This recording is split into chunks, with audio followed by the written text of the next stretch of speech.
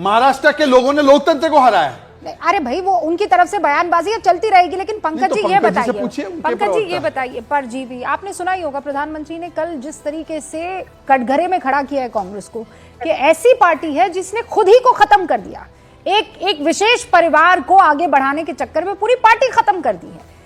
मैं बार बार ये कह रही हूं, लोकसभा में तो माहौल बिल्कुल अलग आप लोग बता रहे थे, हरियाणा और महाराष्ट्र आते आते सब ढाक के तीन पात, कौन जिम्मेदार? सबसे पहले तो रूबिका जी आपके साहस और निष्पक्षता की दाद देता हूं। आपके आज के शो पे शीर्षक चल रहा है 6 महीने में कैसे पलट गई बाजी। 6 महीने में कहा, बाजी तो 4.5 महीने में पलट गई। बाजी पलट गई मतलब बाजी की कुछ और थी, जमीनी स्थिति तो कुछ और थी। आप खुद भी मान रही हैं कि बाजी पलट गई। सचमुच किसी की समझ में नहीं आ रहा है कि ये कैसे हुआ। नेशनल क्राइम रिकॉर्ड्स ब्यूरो जो है ना, उसके आंकड़े बताते हैं कि पिछले 1 दशक में लूट, डकैती और अपहरण की जो घटनाएं हैं उनमें बेतहाशा बढ़ोतरी हुई है। एनसीआरबी के पास तो ये हिसाब किताब रखने का एक मैकेनिज्म है, इसलिए वो बता देता है। मगर हमारे निर्वाचन आयोग के पास तो ऐसी कोई व्यवस्था है नहीं कि वो मतदान के अपहरण की घटनाओं का कोई हिसाब रखे। अपहरण झारखंड में क्यों नहीं हुआ? ये अपहरण वायनाड में क्यों नहीं हुआ? वायनाड तो देखिए, ये तो सब सिलेक्टिव है ना। नहीं सिलेक्टिव है भाई। आप लोगों को अगर उस स्थिति में लाना था कि चुल्लू भर पानी में डूब मरो, है ना, तो फिर स्मृति ईरानी अमेठी में कैसे हार जाती है और वायनाड में प्रियंका गांधी कैसे जीत जाती है? पंकज जी, अगर खेलना ही है तो फिर इस तरीके से खेला जाएगा ना। ये तो बच्चों जैसा लॉजिक हो गया। And with all due respect Pankaj ji, मैं बहुत आपका सम्मान करती हूँ, लेकिन ये नहीं भाई, सम्मान करती हूँ, पत्रकार हैं। ठीक है पंकज जी।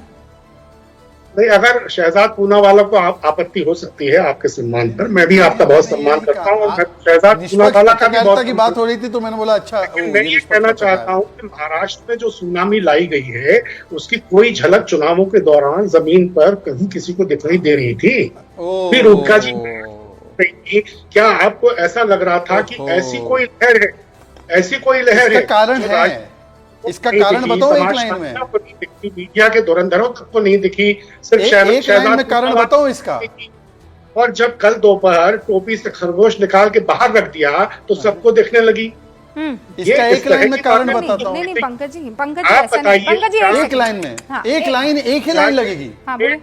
एक मिनट आप बीच में मत बोलिए शहजाद, मैं भी आपके बीच में नहीं बोला था। क्या आप फरमाइए सर, आपको अच्छा स्ट्राइक रेट मिला है, बोलने का अधिकार मिला। क्या आपको ये सामान्य और स्वाभाविक लगता है कि जिस भारतीय जनता पार्टी का स्ट्राइक रेट 31% था 4 महीने पहले, वो 4.5 महीने में रातों रात 88 से ऊपर कूद जाए, और जिस कांग्रेस का 76% था वो महाराष्ट्र में गिरकर 16% रह जाए? एक लाइन में जवाब दो उसका। ये तो आपको मंथन करना होगा ना पंकज जी। अगर आप ये कहते रहेंगे कि सामने वाले की दाढ़ी में तिनका है तो फिर आपको अपने ऊपर लगे दाग नहीं समझ में आएंगे।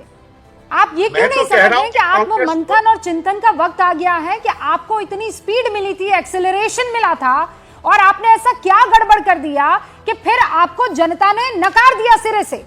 ये आप ईवीएम पर, चुनाव आयोग पर कब तक आप इसी तरीके से आरोप प्रत्यारोप लगाते रहेंगे? मैं रूबिका जी आपकी बात से पूरी तरह सहमत हूं कि कांग्रेस की 50 खामियां हैं और कांग्रेस को आत्म मंथन करना चाहिए। पर आप ईमानदारी से बताइए कि क्या महाराष्ट्र में स्थितियां ऐसी थीं कि जिस अजित एनसीपी को 4 महीने पहले महज 3.5% वोट मिले हों, उसका स्ट्राइक रेट 69% से ऊपर छिड़? क्या थी ऐसी स्थितियां? नहीं, मैं बता देती हूँ आपको। मैं तो सर, मैं घूमी हूँ 92 विधानसभा, और ये कोई नहीं कह सकता इस बार तो मैं भी, जिसे कहते हैं ना, दूध का जला छाछ भी फूक फूक कर पीता है। लोग वहां पर, खासकर लाडकी बहना, मैं बार बार कह रही थी सर कि चाहे आप जात वाला इशू चला दीजिए, मराठा आरक्षण वाला इशू चला दीजिए, आपके जो वश में आता है कर लीजिए, अगर औरत निकल गई बाहर वोट करने क्योंकि उसे लाडकी बहना का वो ताज भी पहनाया गया, 7,500 रुपए उसके अकाउंट में आए हैं, वो अपने उस स्वामित्व के लिए आएगी और रिटर्न गिफ्ट देगी।